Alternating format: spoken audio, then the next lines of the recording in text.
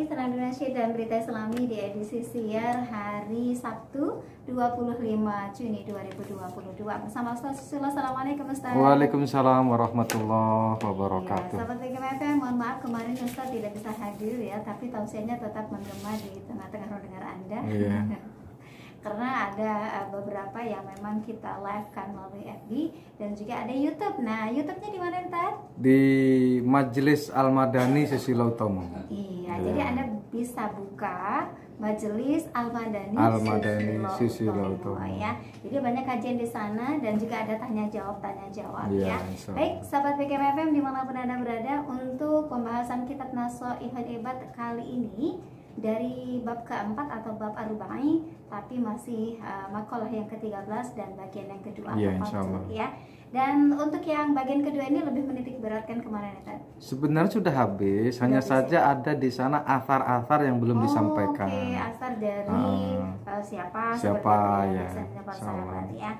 Baik, sahabat BGM dimanapun Anda berada, kami juga mengundang partisipasi Anda di 0735481800 atau SMS dan WA di 081172411800. Kita dengarkan apa saja asar dari para sahabat terkait dengan makalah yang ke-13 part kedua. Silakan Ustaz. Terima kasih Mbak Uca, jazallah. Sayyidana Muhammadan anna kharong jazallah.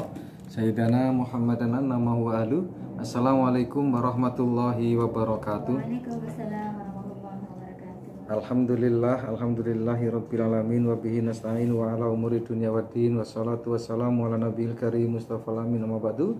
Qala ta'ala fil Qur'anil karim a'udzu billahi minasyaitonir rajim. Qalu subhanaka la ilma lana illa ma 'allamtana innaka antal alimul hakim. Wa qala alaihi salatu wassalamu nasiya sholata alayya nasiya tariqal jannah. Wa qala aidan fi haditsin akhar Allahumma faqihu fid din wa 'allimhu ta'wil.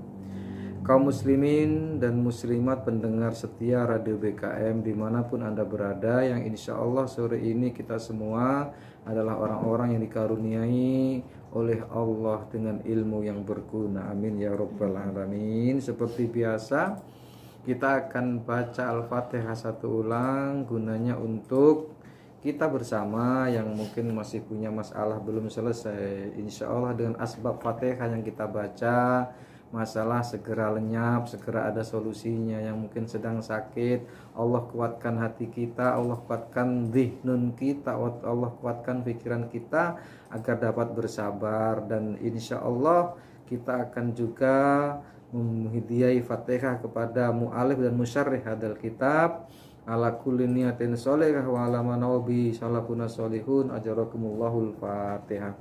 A'udzubillahi minasyaitonir rajim. Bismillahirrahmanirrahim. Alhamdulillahirabbil alamin arrahmanirrahim maliki yaumiddin. Iyyaka na'budu wa iyyaka nasta'in ihdinas siratal mustaqim siratal ladzina an'amta 'alaihim ghairil maghdubi 'alaihim waladdallin. Pendengar DBKM dimanapun Anda berada, di dalam makalah yang ke-13 ini ada 4 perkara yang menjadikan hati gelap dan ada 4 perkara yang menjadikan hati terang. Kita kemarin sampai kepada 4 perkara yang menjadikan hati itu tenang, hati itu bersinar, dan hati itu terwarnai dengan kebaikan.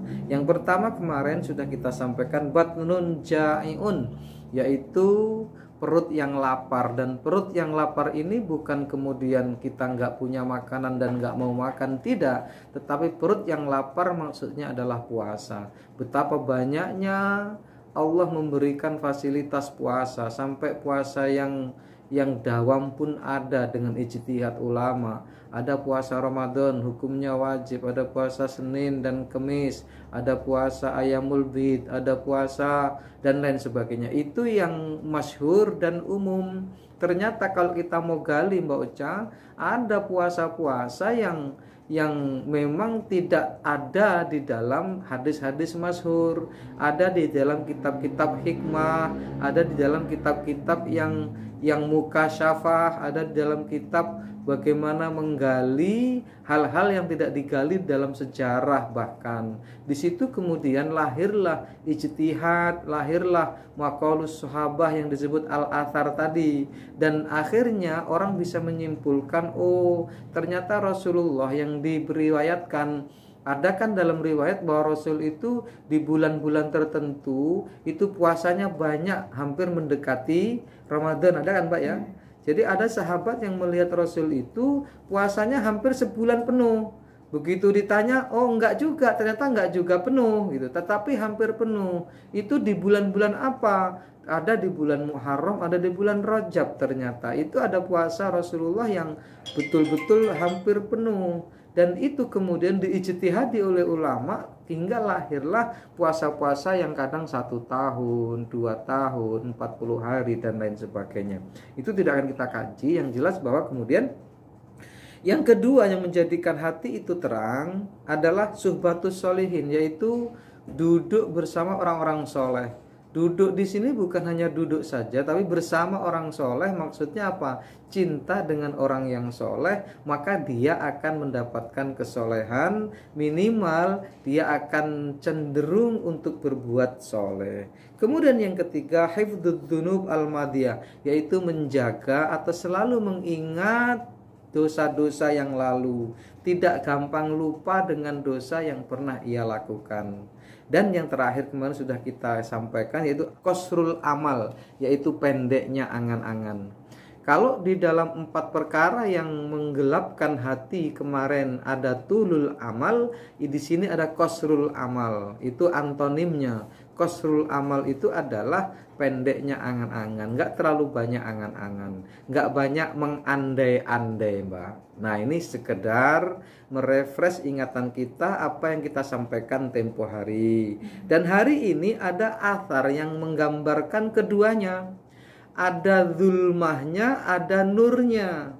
Zulmah itu apa? Kegelapan di dalam hati, ada juga terang benderangnya di dalam hati. Kata siapa di sini? Kata Abu Thayyib. Apa? Kita lihat.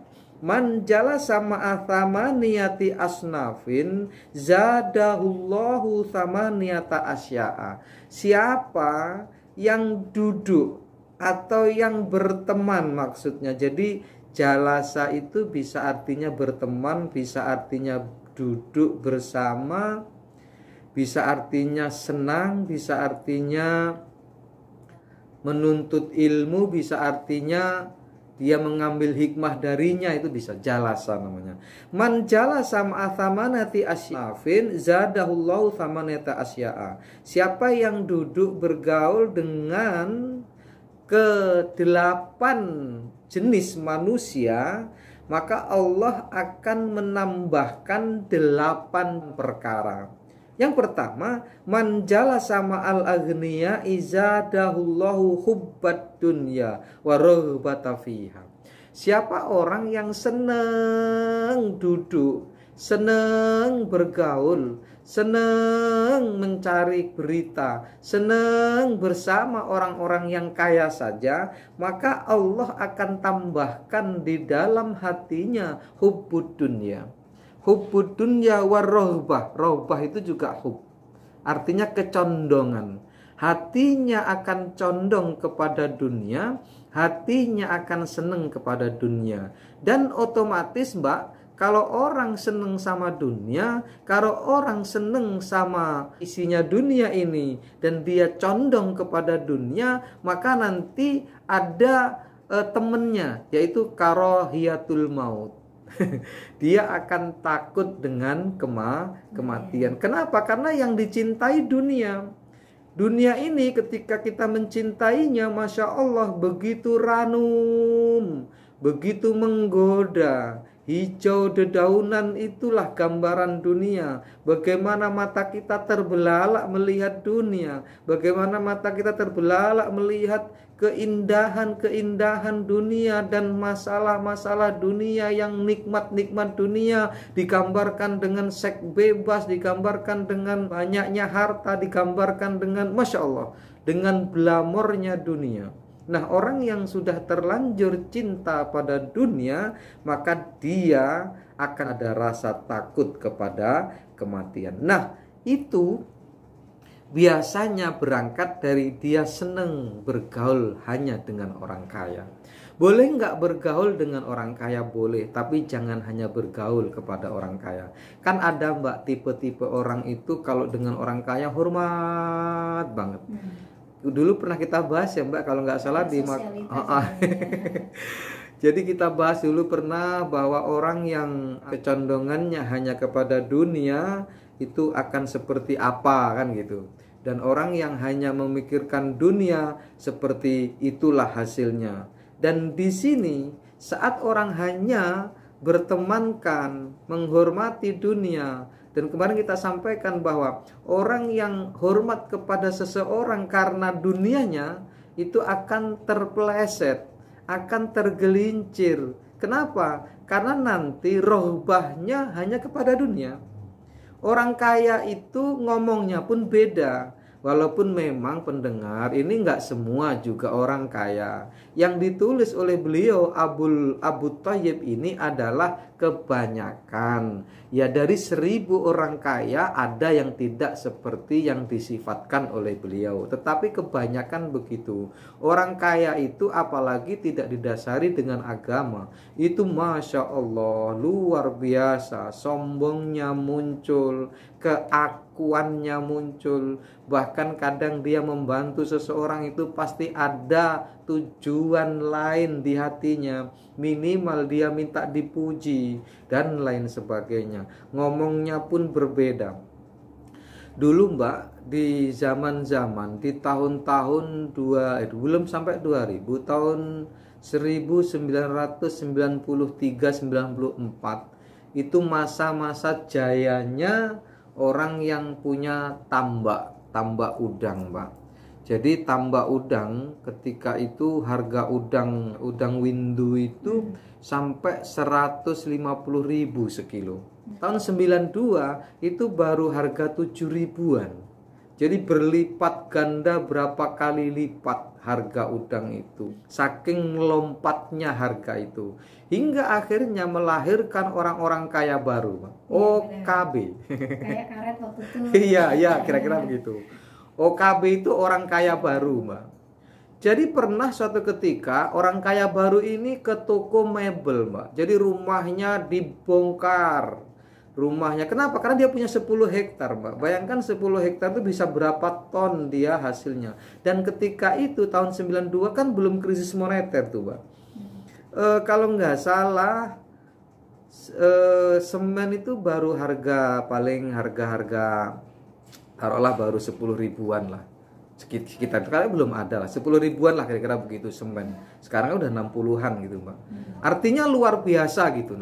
Nah, ada orang yang OKB ini datang ke toko bangunan nggak nawar lagi, Mbak. Lalu ada orang datang. Nggak tahu karena harganya aja. Bukan nggak nawar, itu maksudnya itu kebanyakan duit, Pak. Kebanyakan duit. Bukan masalah apa-apa, kebanyakan duit. Begitu ditegur sama kawan lamanya, yang kawan lama ini bukan orang sukses lah kira-kira gitu.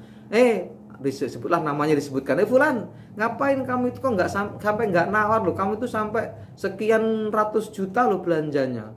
Untuk apa saya tawar? Kalau saya mau ludahmu saya beli. Saking sombongnya tadi, Mbak. Apa banyak duitnya. Itu sombong. Muncullah kesombongan itu. Padahal boleh nggak kira-kira ngomong seperti itu, Mbak?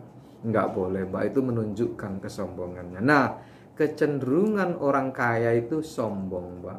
Kecenderungan orang kaya itu wiridnya bukan Allah lagi, tapi aku. Aku bisa. Aku mampu. Aku dapat. Aku lampaui.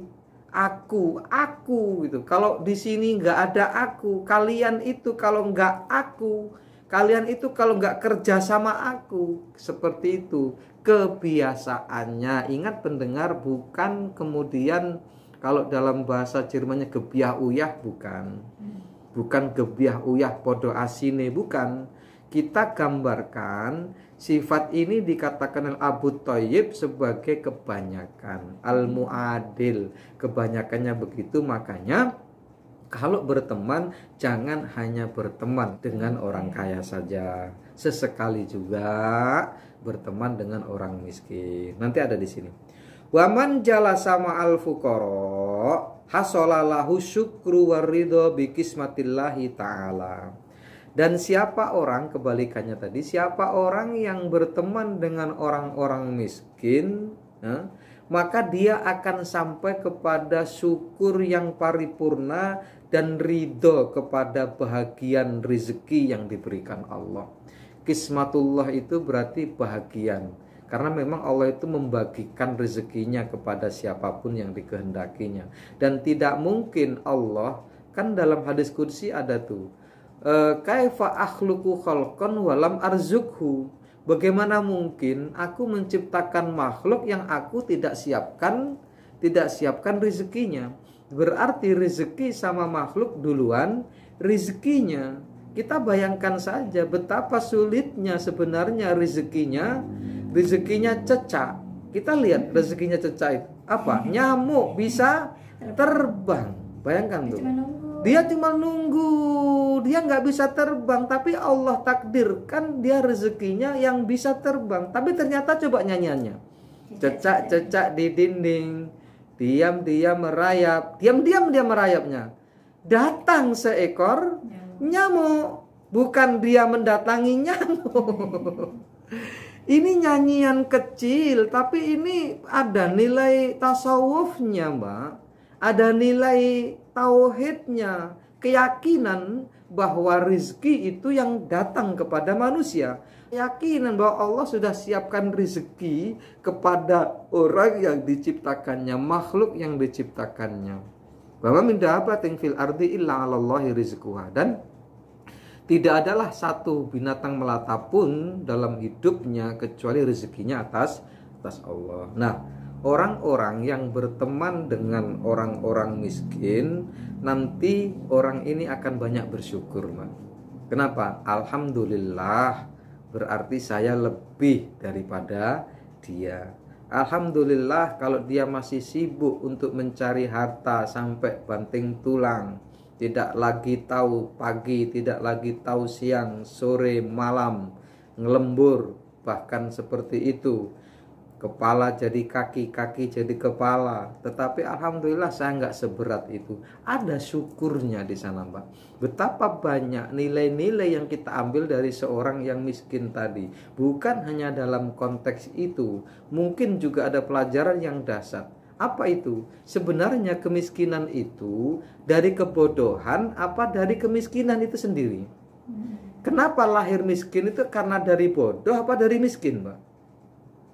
Karena dia bodoh, nggak bisa berusaha, kemudian jadi miskin, atau karena dia itu malas, nggak berusaha, padahal dia pinter dan jadi miskin. Jadi antara pemalas dan bodoh itu memang betul-betul musuh manusia.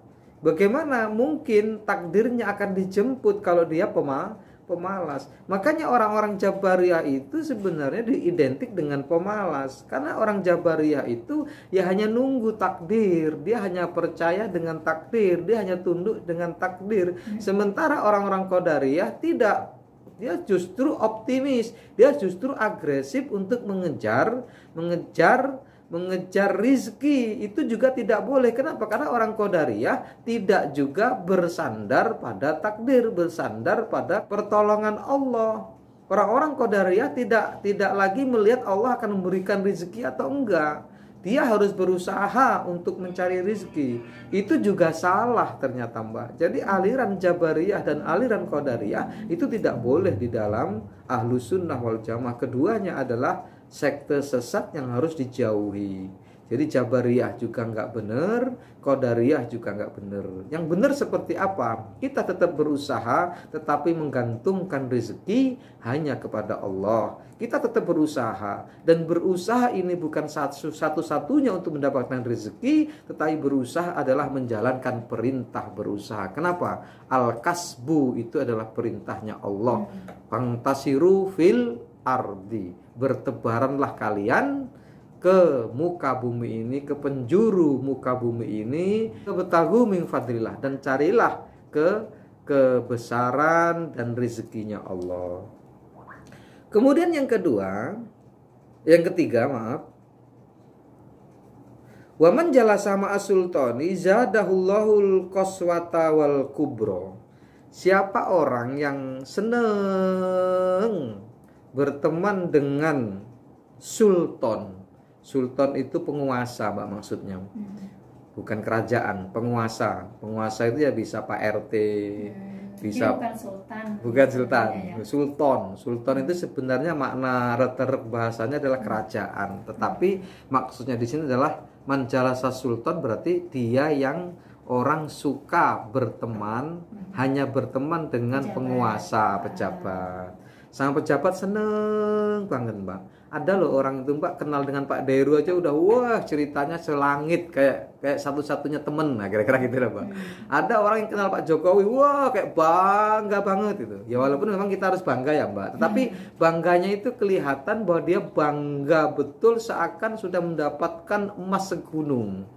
Ceritanya selangit dan lain sebagainya. Padahal bukan kemudian kita itu menafikan umarok tadi, bukan. Di sini Abu Thayyib ingin menyadarkan kita bahwa di samping kita berteman, di samping kita juga mujalasah dengan umarok, mujalasah dengan pejabat, itu juga kita mujalasah dengan orang-orang biasa. Pesannya di situ sebenarnya. Bukan kita nggak boleh berteman dengan Pak Bupati, bukan kita tidak boleh berteman dengan Pak Gubernur, tidak. Karena berteman dengan Pak Bupati, berteman dengan Pak Gubernur, itu juga ada kemudahan-kemudahan dunia yang kita bisa dapatkan, akses dari apa yang kita perbuat tadi. Tetapi kemudian saat kita hanya berteman kepada mereka, ini yang salah. Kenapa? Zadahullahu, di sini ada zadahullahu al-qaswah wal kubro. Qaswah itu hatinya keras, Mbak. Bukan karena itu dia kena imbas dari sifatnya penguasa, bukan. Banyak sekarang ini penguasa yang baik hatinya, tetapi justru orang yang mengaguminya itu yang tidak baik, yang menjadi keras hatinya, seakan dia itu sebagai second man, second boss, manusia kedua gitu. Biasanya memang manusia kedua ini yang seakan menguasai, merasa dekat dengan bupati misal nih. Akhirnya nama bupati dijual, banyak nggak, Mbak? Banyak. Padahal bupatinya itu loh nggak sombong, bupatinya itu loh nggak keras hatinya, bupatinya itu loh nggak pelit. Tapi begitu orang yang biasa sebenarnya, tapi dia dekat dengan bupati misal kita sebutkan, nanti akan lahir itu, Mbak, kesombongan. Kenapa? Kan dia merasa punya fasilitas tadi, Mbak. Orang bisa melalui dia saat ingin berkunjung. Itu sudah agak beda nanti sifatnya, Mbak. Ada semacam sifat yang lahir setelah kedekatannya dengan penguasa. Bukan karena penguasanya yang salah, bukan karena umaroknya yang keliru sifatnya, tetapi karena justru dia sifat itu lahir dari dirinya sendiri. Itu, Mbak. Maka tetap diimbangi, selain kita berteman dengan umarok, berteman dengan pejabat, juga bertemanlah dengan orang-orang biasa. Tuh. Kemudian waman jala sama an-nisa zadahullahul jahla wasyahwata. Siapa orang, maksudnya di sini laki-laki yang hanya berteman dengan perempuan saja. Maksudnya itu yang dibicarakan hanya perempuan, yang diomongkan hanya perempuan, nggak jauh-jauh. Pokoknya hanya perempuan. Di warung kopi ngomongkan perempuan, di masjid mau berangkat ngomongkan bidadari. Apalagi di perjalanan dengan sopir angkot ngomongkan tentang ceweknya dan lain sebagainya. Pokoknya hanya perempuan, maka Allah akan menambahkan dari jiwanya yang senang dengan perempuan tadi apa? Al-jahla. Apa? Kebodohan. Yang kedua asyahwata, syahwat. Jadi yang dikejar hanya syahwat, Mbak. Ini. Jadi pendengar DBKM dimanapun Anda berada, udah berapa itu? Masih ada yang lain, insya Allah bila tidak ada yang bertanya, kita akan sambung kembali kajiannya, insya Allah.